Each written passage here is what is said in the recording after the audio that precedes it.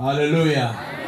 Siku ile nimepakia pale gari, mtumishi napanda gari naambiwa litapinduka, karudisha mguu. Nikamwambia Roho Mtakatifu, kwa hiyo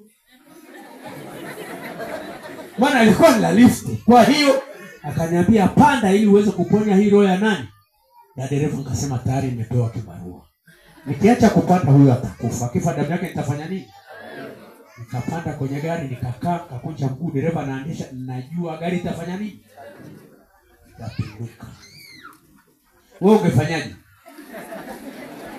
Gari na kwenda. Baba msalaba wako. Mungu ana mambo mengi ya kutupa, lakini waoga sehemu yao ni ziwa la nini? La moto. Kwa hiyo mlokole muoga, ulokole nao feki.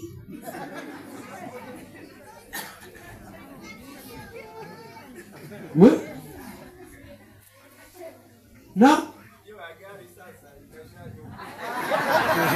manake nikapakia nikakaa. Nitembea naye usiku kucha. Tulipofika pale Lugoba, kabla ya kufika hapa mjini Lugoba, wale wanaofahamu kuna down inaoshuka hivi. Alafu unapanda hapa kuna sheli, si ndio? Nilipoteremka ile down nikazidiwa na kausingizi. Nikihamaki, gari iko pembeni, nikasema hafi mtu, wala haimwagiki damu, wala haumi nini. Mtumishi wewe unajua maana ya magari.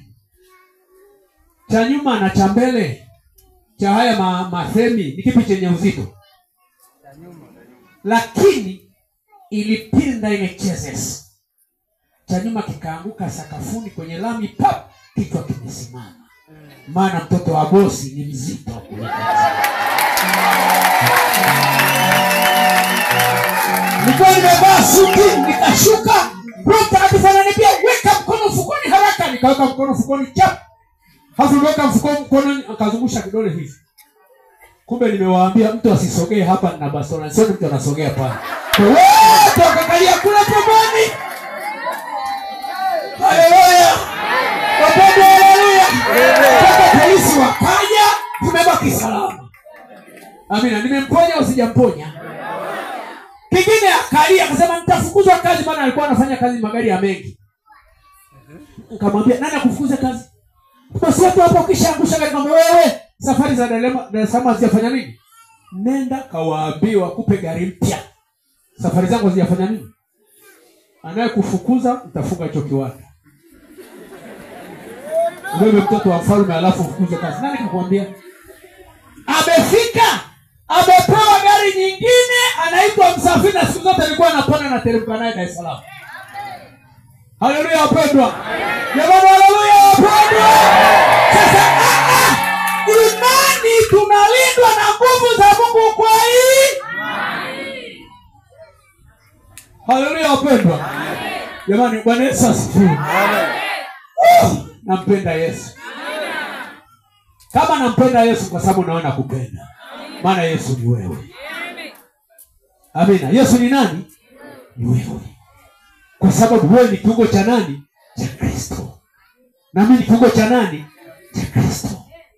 Bwana Yesu asifiwe. Wana wa Eli walipata hukumu mbele za Mungu kwa sababu hawakuheshimu sadaka. Walidharau sadaka ya nani? Ya Bwana. Sasa mshike jirani yako, mwambie na mimi najua wewe ni sadaka ya Bwana. Nitakuheshimu. Ukitaka ushindane na Mungu, idharau sadaka yake. Mtu aliyejitoa ni sadaka mbele za nani? Mheshimu. Jamani, umebarikiwa? Umenielewa ninapozungumza Pasaka? Yesu alianzisha Pasaka mpya tofauti na ile wana wa nani? Sio wapendwa? Namalizia hapo mahali. Naomba usome kwenye kitabu cha Mathayo sasa 26. Uone ilivyo tofauti.